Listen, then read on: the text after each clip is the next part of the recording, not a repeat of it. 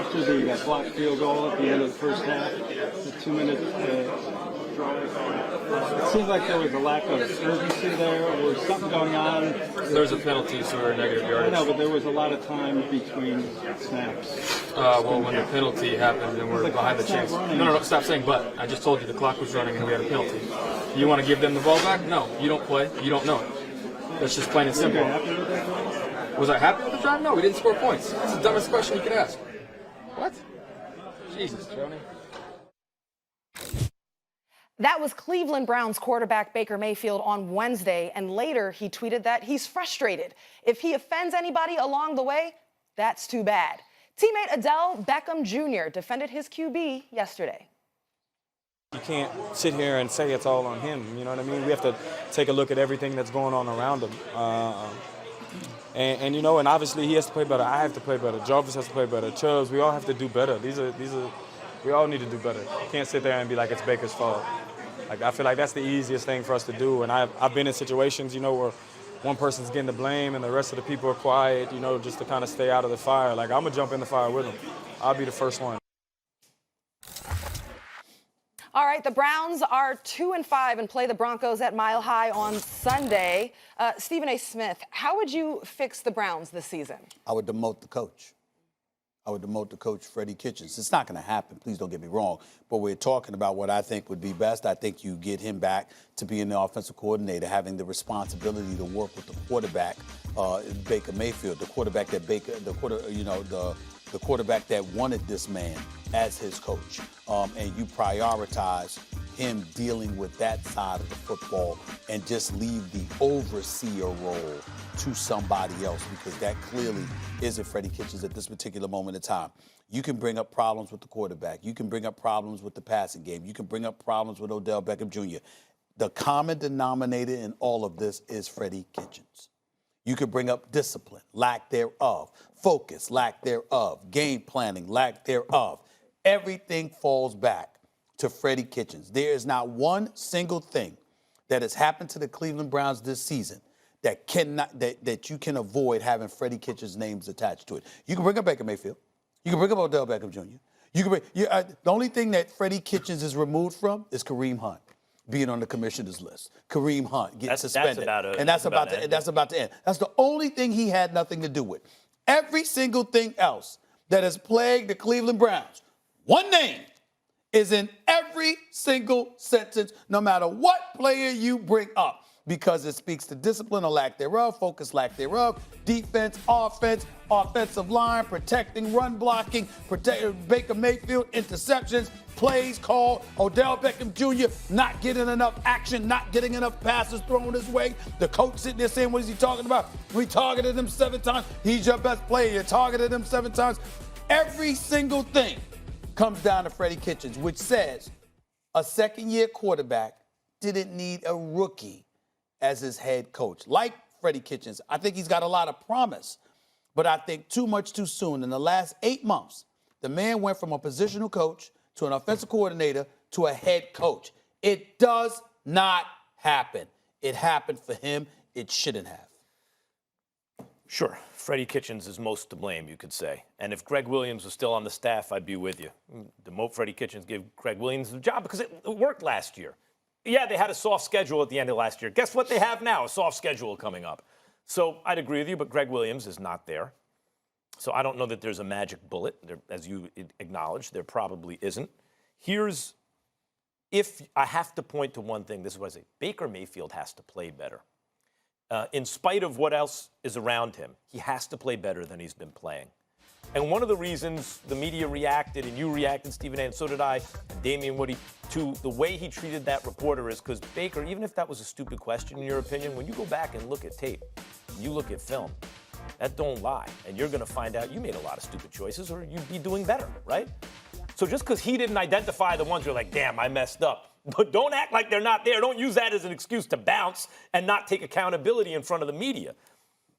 And I'm a fan of Baker Mayfield's, less now than I used to be. But let me tell you why it's so important for him to really play better. The reason I thought this would work in Cleveland, in spite of all the egos and the guys who put up big numbers, is because game recognize game. Real recognize real. And so I didn't think it'd be a problem if Odell didn't get a lot of targets because he'd be like, Landry's a baller, Nick Chubb's a baller, Njoku can ball, my quarterback's a baller. This one, what I saw from Odell in that clip, he's trying to do the right thing. But I suspect, I haven't spoken to anyone about Odell, nothing like that. I suspect Odell is starting to have questions about whether or not his quarterback is a baller. So you didn't believe him stepping up and saying that? No, I think lip service? No, I think he's telling the truth. He wants that to be true. He's for his team. Odell's a team player. But you'll lose Odell, in my opinion, if it's like, wait a minute, I'm not getting targeted, and you're not using double coverage on me to find anyone else open. And like, wait a minute, I thought what I was getting traded to, even if it's Cleveland and not a big market and everything, was we had a baller who could get me the ball. If he starts to lose confidence in that, now you're going to have a problem. And that's the first little fissure, the first little crack I've seen in where I think, this could go really bad in a hurry. Because I still think they could win their next game if they don't have a tough schedule.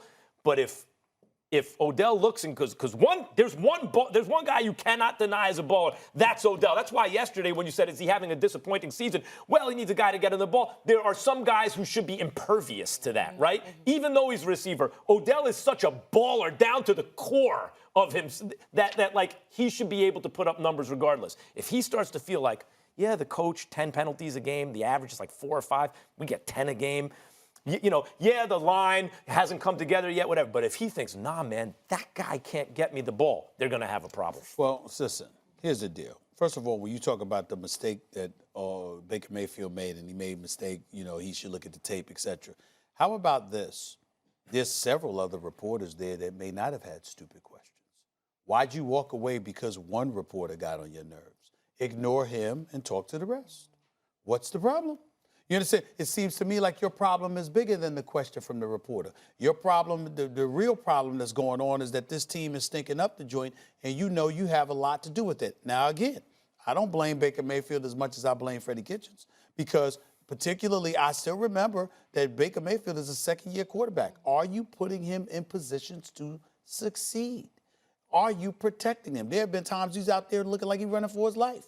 Your offensive line isn't protecting them. You're running the football effectively. Why don't you do it more? If you can't find Odell Beckham Jr., make sure you create opportunities to get Odell Beckham Jr. the ball. That's on Freddie Kitchens. And I look at Baker Mayfield. You can't go from having the success that you had last year with everybody saying that you could play to you all of a sudden not knowing how to. You know what, Freddie, it wasn't just the players that were feeling themselves coming into the season. It was Freddie Kitchens feeling himself. He was caught up in the sauce as well, walking around, sticking his chest out, acting like they had won something, that they had accomplished something. You ain't accomplished a damn thing. You know what? You elevated yourself to a level where you're getting more and more exposed every single day. The higher somebody climbs up a tree, the more they show there, you know what? That's what's happening to Freddie Kitchens right now. So clearly you are critical of Freddie Kitchens. Let's say there was some other coach that was coaching the Browns that you thought was better. Do you think that Baker Mayfield would then be a franchise-level type quarterback? I'm not sure if he would be a franchise-level quarterback, but I think he'd be better than what we're seeing right now.